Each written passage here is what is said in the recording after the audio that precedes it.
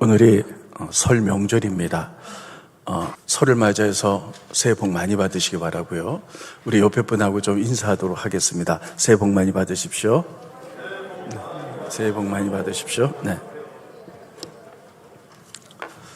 네, 오늘은 여러분에게 무슨 말씀을 증거할까 하다가 올해도 여러분들의 성경 일독하기를 바라는 마음 가운데 지난주에 읽으셨던 출애굽기에 대해서, 특별히 출애굽기 1장과 2장 모세 탄생, 그래서 모세 탄생할 때 어떤 배경 가운데 탄생했고 모세는 어떻게 태어났으며 그는 어떻게 쓰임 받았는가, 이런 이야기를 여러분들에게 한 몇 주 동안 걸쳐서 말씀을 전하도록 하겠습니다. 첫째, 모세가 탄생할 때 배경입니다. 1장과 2장에 걸쳐서 말씀합니다. 모세가 탄생할 때 모세 이전에 요셉이 있었어요. 요셉은 애굽의 총리였죠. 그렇기 때문에 이스라엘 민족은 애굽에 살면서 고센 땅에 살았는데, 따라했습니다. 고센 땅에 살면서 어느 정도 애굽 사람에게 대우를 받고 그렇게 살았던 것 같습니다. 그런데 요셉이 죽고 나자 새로운 왕이 일어났는데 그는 요셉을 알지 못하더라. 성경에 그렇게 기록되어 있습니다. 스크린 보시죠. 출애굽기 1장 8절에 보면 요셉을 알지 못하는 새 왕이 일어나 애굽을 다스렸다. 요셉을 알지 못한 새 왕이라는 것은 누구냐면요, 힉소스족의 왕입니다. 여러분, 그 애굽은 흑인들이죠. 그래서 흑인들이 애굽을 다스렸는데 쿠데타가 일어났어요. 그래서 셈족 되는데 아시아 계통의 힉소스족, 한번 따라했습니다. 힉소스족이 애굽을 쳐들어왔습니다. 그래서 그들이 정권을 잡았습니다. 이들은 동양인이에요.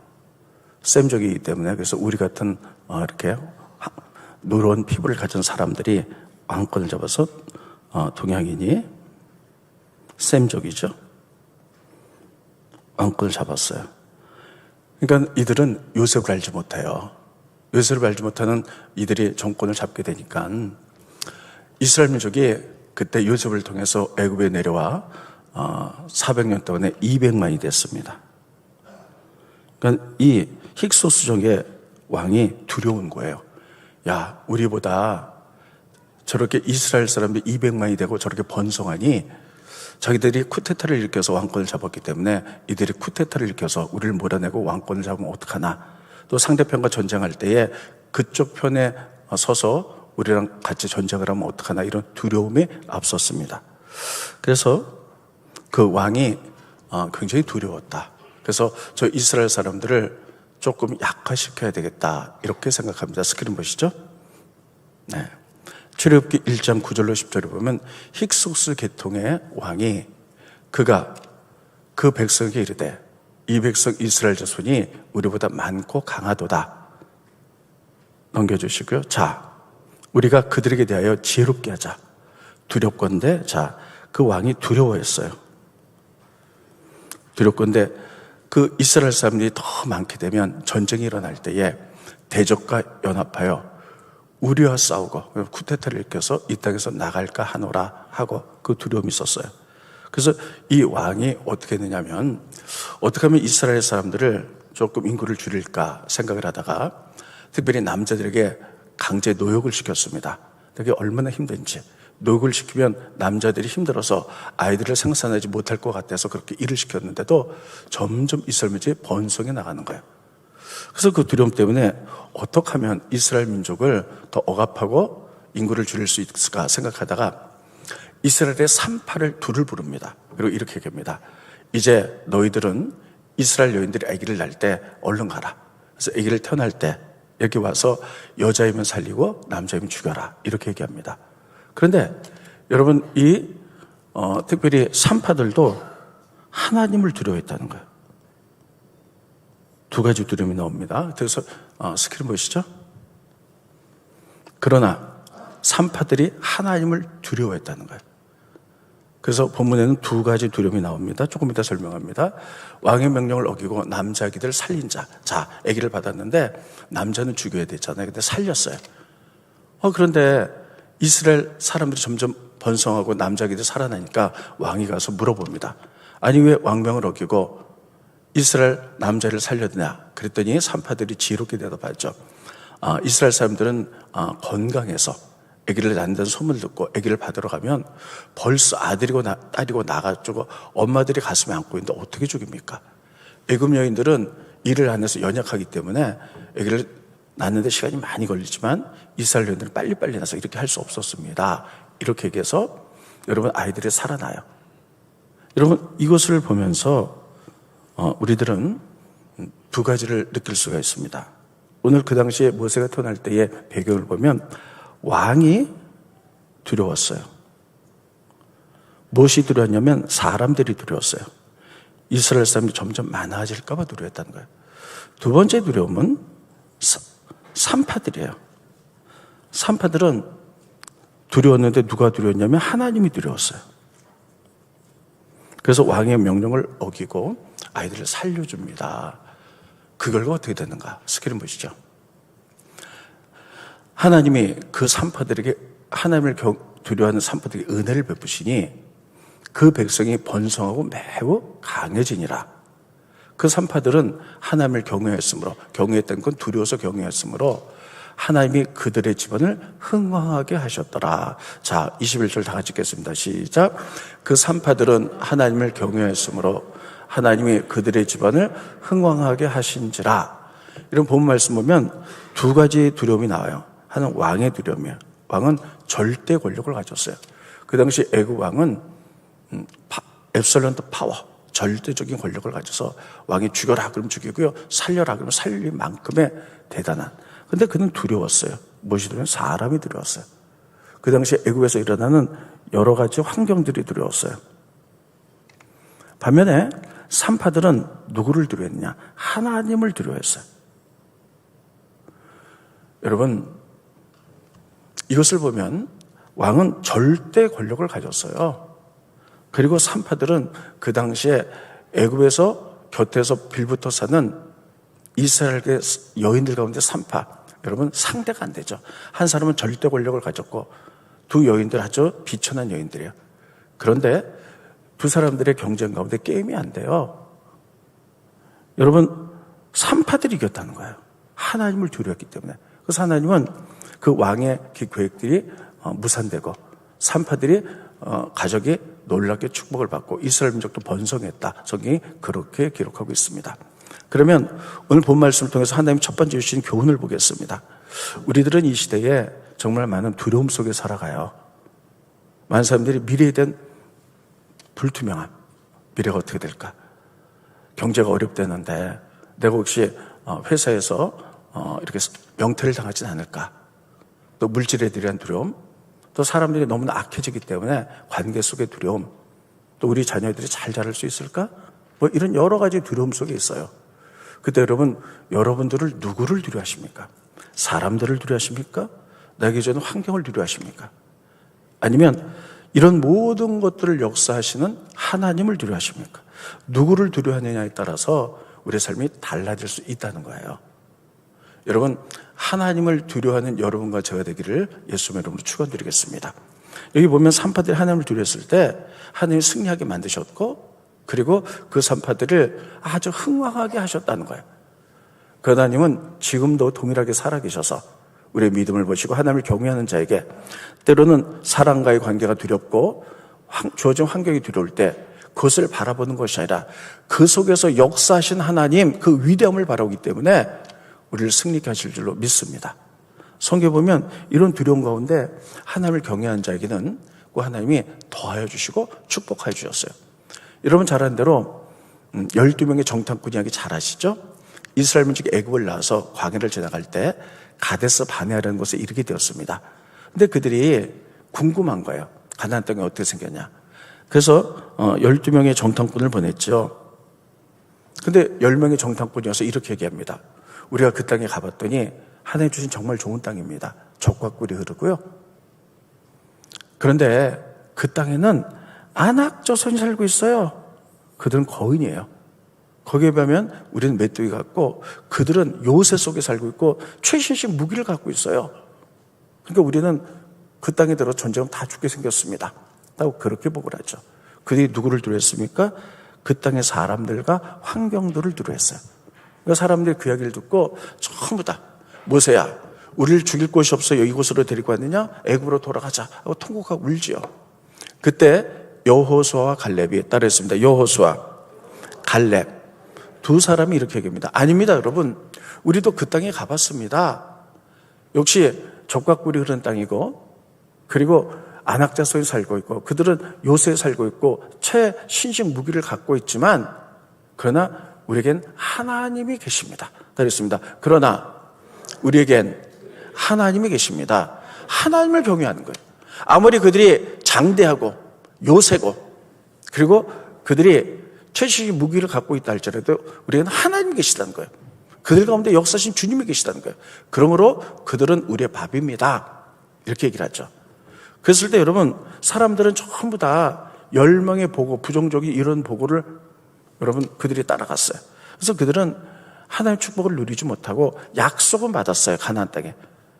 그런데 그것을 소유하지 못하고 광에서 다 죽어갔고, 여호수아, 갈렙 하나님을 경외하고 두려워했고 그런 사람들만 가나안 땅에 들어온 것을 알 수가 있습니다. 여기서 우리들은 하나님이 묻고 계십니다. 누구 두려워할래? 사람 두려워하느냐? 환경 두려워하느냐? 아니면 그 속에서 늘 승리를 주시고 그 속에서 우리를 이끌어 가신 하나님 두려워하느냐?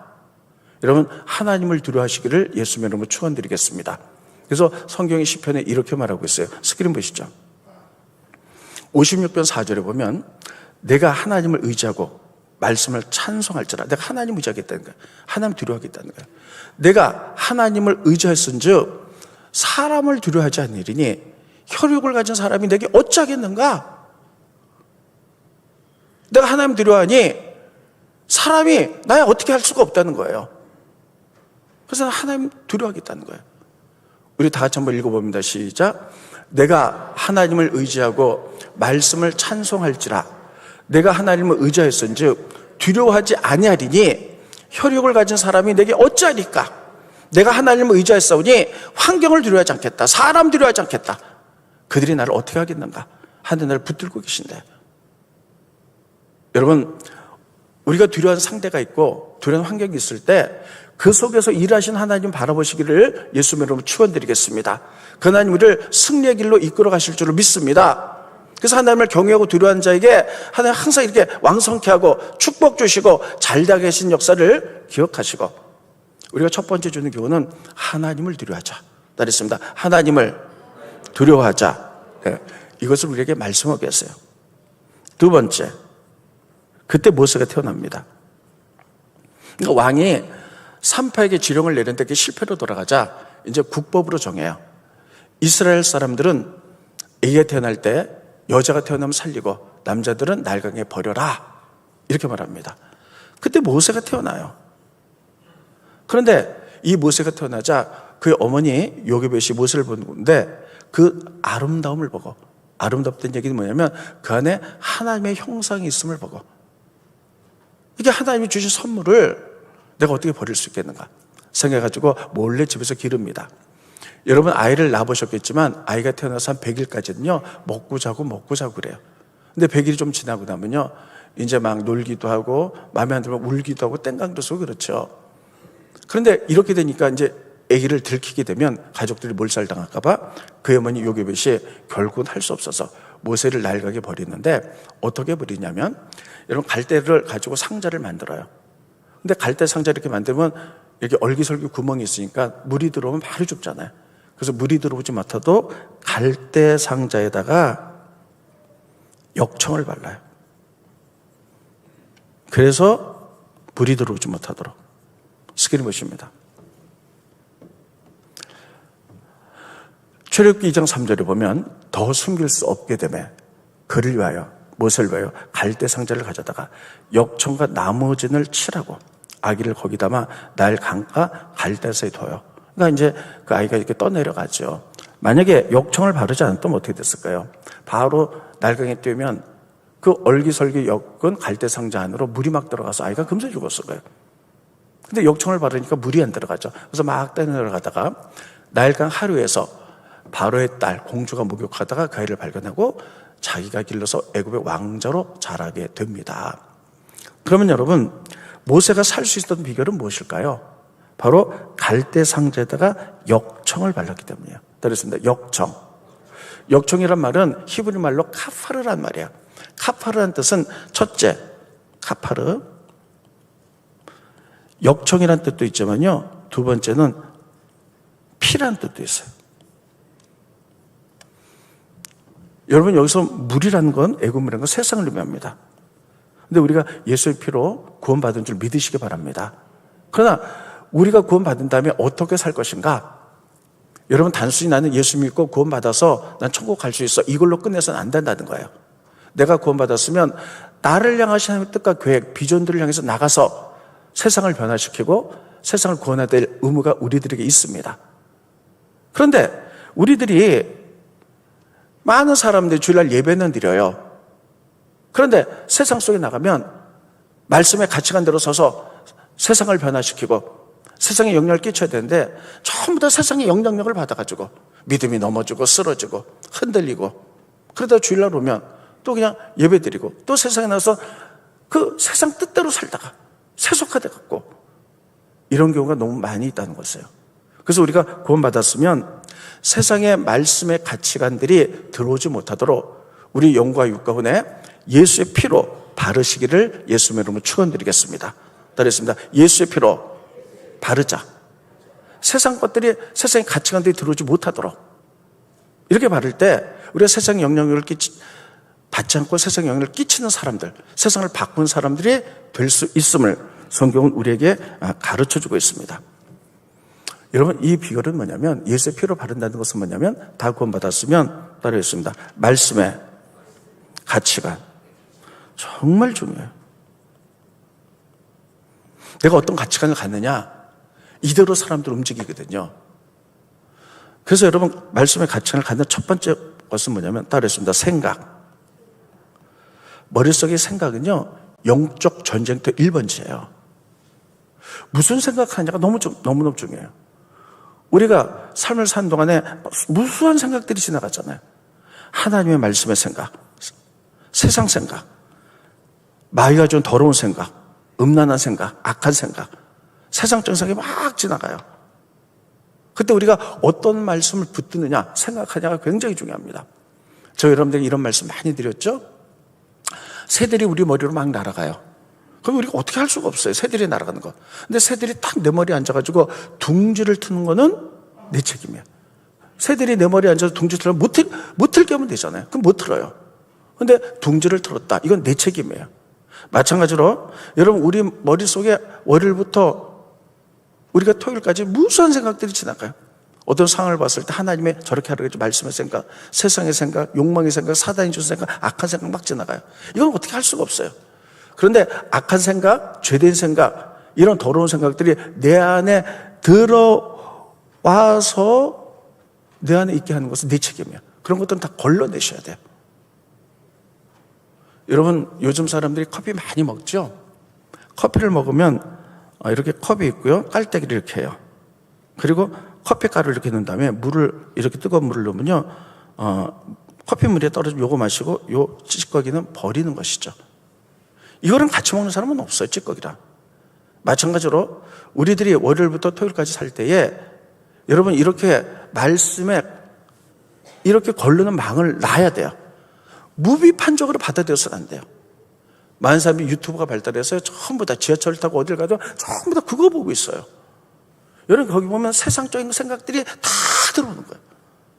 그럼 그거 좀 걸러내야 돼요. 아, 이건 하나님이 하지 말라 그랬지, 이건 악한 생각이지, 이건 하나님 기뻐하는 거 아니지, 다 걸러내야 되는데 걸러내지 않고 그냥 다 받아들이는 거예요. 그 결과 어떻게 됩니까?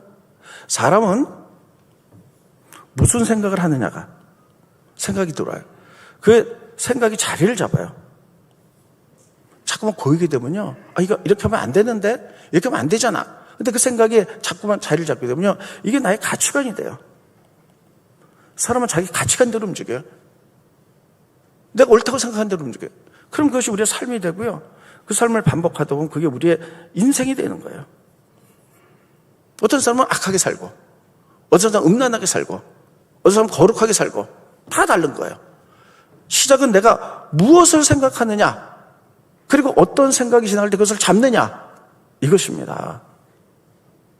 그래서 여러분, 우리가 예배 드리고 나면, 그래, 바르게 살아야지, 말씀대로 살아야지, 말씀의 가치관대로 살아야지 생각을 하면 삶 속에 들어가서 월요일부터 토요일까지 어마어마한 많은 세상의 물결들, 세상의 지식들, 세상의 말들, 뭐 이런 걸 다 들어온 걸 무비판적으로 받아들여서는 안 돼요.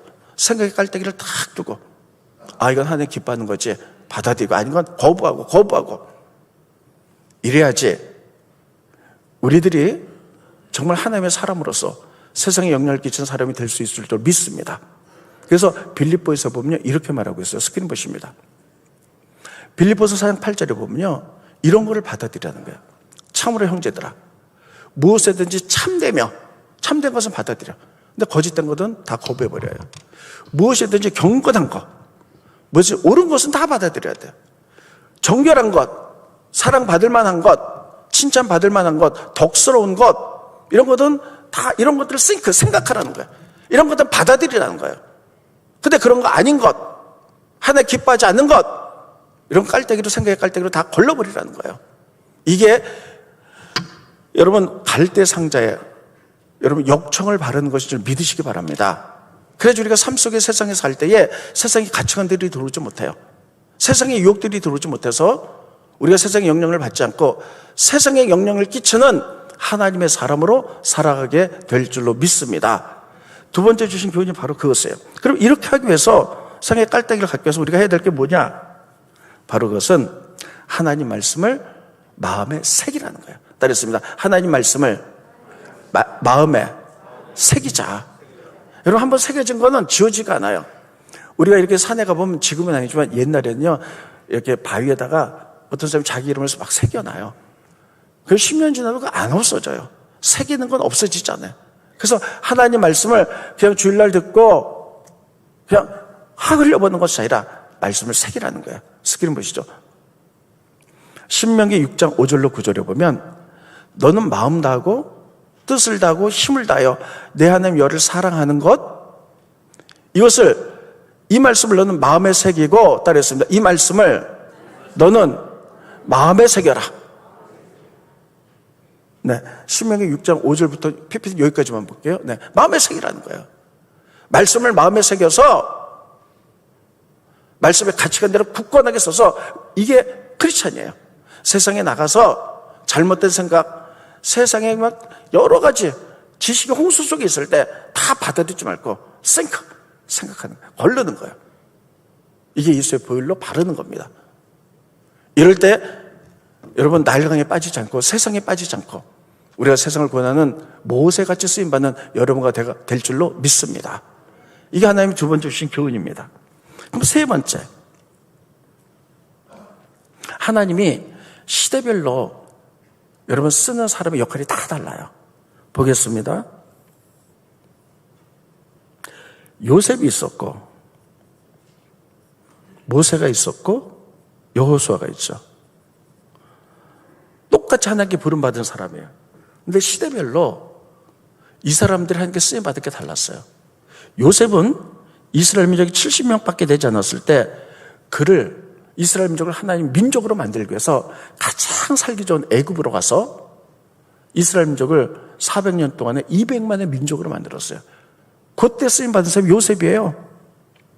그래서 요셉이 애굽의 총리가 돼서 이스라엘 민족을 고센 땅에서 그렇게 살아서 번성하게 만들었죠. 요셉이 살 때에 요셉을 향한 하나님의 뜻은 바로 이것이었습니다. 근데 시대가 바뀌었죠. 모세 시대 때는 이스라엘 민족이 민족을 이루게 되니까 하나님의 모세를 통하여 이스라엘 민족을 가나안 땅에 들어가도록 광야로 이끌어가는 역할을 하는 거예요. 그래서 홍해 바다를 가르고, 그리고 광야를 지나갈 때 만나와 메추라기를 먹이시고, 뭐 어떻게 어디로 갈지 알지 못할 때 낮에는 구름기둥, 밤에는 불기둥으로 이스라엘이 인도에 역할, 이건 민족을 만들었던 역할 요셉이 했던 것, 모세는 인도에 나가고, 그런데 모세가 죽었어요. 여호수아는 이스라엘 민족을 이끌고 가나안 땅에 들어갔는데 가나안 땅에 가나안 족속들과 전쟁하죠. 그래서 그들을 진멸하고 그 땅을 받도록 한 것이 여호수아 일생이에요. 똑같은 믿음의 사람들이지만 시대에 따라서 그들의 역할이 달랐다는 거예요. 그러면 여러분, 우리가 이것을 통해서 깨닫는 것은, 우리는 이 시대는 어떤 시대인가? 첫째, 시대를 알면 우리의 역할이 나옵니다. 우리는 뭐 해야 되는 건가? 요셉의 시대 때, 모세 시대 때, 여호수아 시대 때 여러분 시대가 달랐어요. 그래서 그들이 했던 역할도 달랐어요. 그래서 우리가 정말 중요해요. 그래서 이 시대, 어떤 시대인가 영적으로 보는 거예요. 그래서 여러분 성경에 보면 시세를 안다는 것 너무너무 중요해요. 일단 스크린 보실까요? 역대상 12장 32절에 보면 이사갈 자손 중에서 시세를 알아. 이 시대의 흐름을 아는 거야.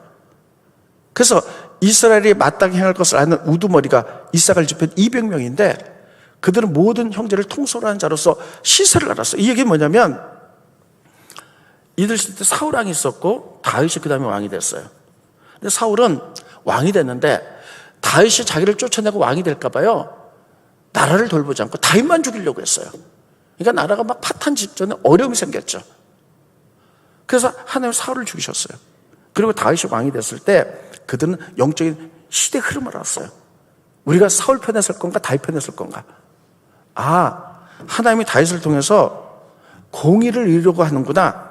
그래서 다윗 편에 시세를 시대의 흐름을 아는 이사갈 지파 200명 우두머리가 이사갈 지파를 데리고 다윗 편에 들어가서 다윗을 도와서 다윗이 아름다운 공의 나라를 만들어 나가요.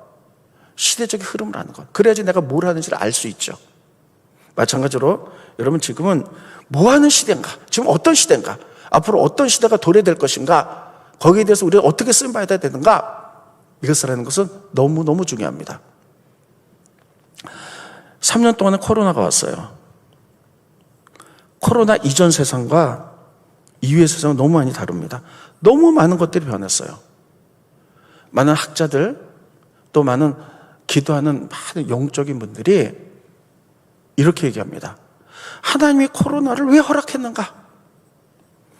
코로나 때문에 무엇을 경험하게 했는가 하는 거예요. 코로나는 왜 우리에게 왔는지 그는 뭐 여러 가지 이유가 있겠죠. 아무튼 코로나가 왔던 것을 하나님이 허락하셔야만이 코로나가 왔는데 전 세계에 코로나가 온 것은 하나님이 허락하신 거예요. 그럼 하나님은 왜 허락하셨는가? 코로나 동안에 뭘 어떻게 하라고 하셨는가? 코로나 이후의 세상은 어떻게 되는가 하는 거예요.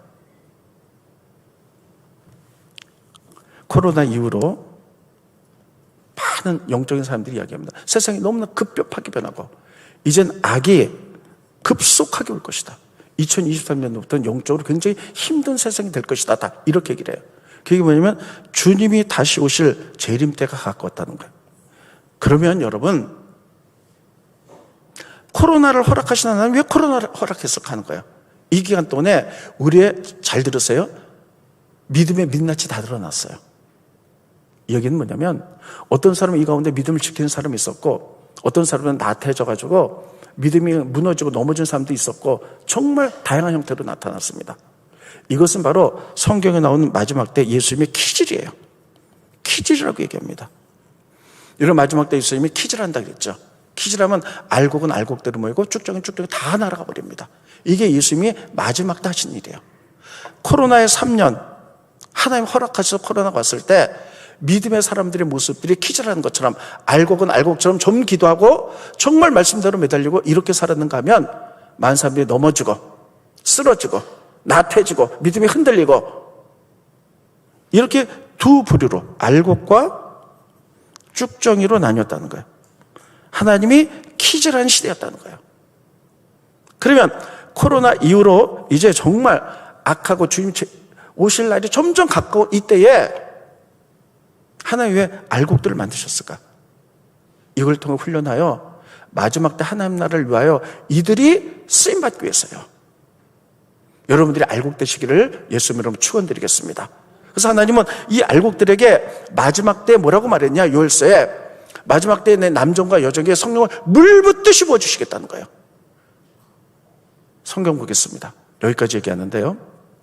사도행전 2장 17절에 보면 하나님이 말씀하시기를 말세에 내가 내 영을 모든 육체에게 부어주리니 따르겠습니다. 모든 육체에게 부어주리니 자녀, 젊은이, 노인 할 것 없이 알곡 사람들 하나님이 다 마지막 때 키질해서 알곡 만든 사람들 이들을 십자가 전사로 만들어서 마지막에 영적 전쟁하며 하나님을 세우기 위하여 키질하셨는데 이들에게 성령을 물붓듯이 부어주시고 앞으로 이런 시대가 온다는 거예요. 분명히 더 나뉘는 시대가 온다는 거예요. 그래서 우리 교회 올해 목표를 부흥으로 잡은 거예요. 부흥은 그냥 옵니까?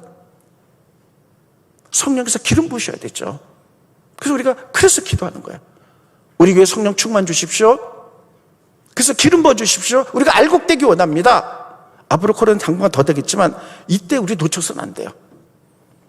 이때 하나님의 기절에 여러분 알곡되시기를 예수님 이름으로 축원드리겠습니다. 그래서 여러분 쭉정이들은 점점 다 날아가 버려요. 그리고 알곡들을 모아서 하나님 마지막 때에 영적 전쟁을 일으키고 하나님 나를 세우며 주님 오실 때까지 우리를 십자가 전사로 세우실 줄 믿습니다. 그래서 이 시세를 아는 건 너무너무 중요해요. 지금 영적으로 어떤 시대인가? 그럼 우리는 역할이 나와야 돼요. 우리는 뭐 해야 되는가? 따르겠습니다. 기도하자. 다시 기도하자. 심령의 부흥이 있자. 다시 심령의 부흥. 마지막 때 성령을 물붓듯이 부어줬던 이 시대에 심령의 부흥이 일어나기 위해서 기도할 때 성령에서 기름 부으실 줄 믿습니다. 그래서 기도하는 거예요. 그래서 우리가 알곡 교회가 되어서 마지막 때 하나님 나라를 위해서 쓰임받는 마지막 때에 전설을 쓰기 위해 승리하는 교회, 하나님께 쓰임받는 교회 되시기를 예수님의 이름으로 축원드리겠습니다. 이 시기를 알지 못하면요 다들 그냥 편안하게 이렇게 신앙생활 안일하게 하고 싶어요. 하나님 코로나를 왜 허락하셨는가? 저도 지난주, 지지난주에 계속 그 영적으로 기도하고 이렇게 한 사람들의 이야기를 들으면서요, 아, 하나님 기질이었구나. 난 어떻게 살았나? 생각해보면 여러분 끝까지 기도로 남은 자들, 하나님을 위해서 애쓰는 그것을 시세를 아는 여러분들이 되시기를 예수님의 이름으로 축원드리겠습니다. 기도하겠습니다. 고마우신 주님, 은혜를 감사함을 드립니다. 하나님, 이 시간에 우리가 말씀 들은 것도 그대로 살기를 원합니다. 하나님, 사람과 세상이 두렵지만 그 속에서 일하신 하나님을 더 두려워하는 저희들 되갈 수 있도록 인도하여 주시옵소서. 아버지 원합니다. 우리가 말씀과 가치 가운데 굳건하게 서기 원합니다. 그렇지 않으면 이제 갈대 상자의 역청을 바르지 않으면 세상에 나가서 세상을 변화시켜야 될 우리들이 오히려 세상의 영향력을 받고 우리의 가치관이 흔들릴 때가 많이 있습니다. 하나님, 우리들이 먼저 하나님의 말씀으로 마음속에 새길 수 있도록 도와주시고 무엇보다도 그 숱한 정보들의 세상의 바닷속에서 우리가 말씀의 깔때기를 가지고 선하고 좋은 것, 하나님의 것만, 옳은 것만, 거룩한 것만 받아들여서 우리의 생명이 튼튼해져 나갈 수 있도록 인도하여 주시옵소서. 또 아버지 하나님, 마지막 때 지금 어떤 때인가 시기를 잘 알기 원합니다. 그래서 그 시기에 맞게 우리가 해야 될 역할들을 기억할 수 있도록 도와주시고 하나님이 마지막 때 키즈라는 이 시대에 우리들이 알곡되기 원합니다. 하나님, 그래서 알곡교회로서 마지막 때에 영적 전쟁의 하나님의 전사로서 세상에 영향력을 끼치는 귀한 교회들이 되갈 수 있도록 축복하여 주시옵소서. 그래서 기도하게 하시고 성령의 기름 부으심 있게 하게 하시고 다시 한번 일어나 하나님, 우리 교회와 우리 모두 성도 한 분 한 분들이 영적인 부흥이 일어날 수 있도록, 그리고 교회 부흥이 일어날 수 있도록 축복하여 주시옵소서. 예수님의 이름으로 간절히 기도하옵나이다. 아멘.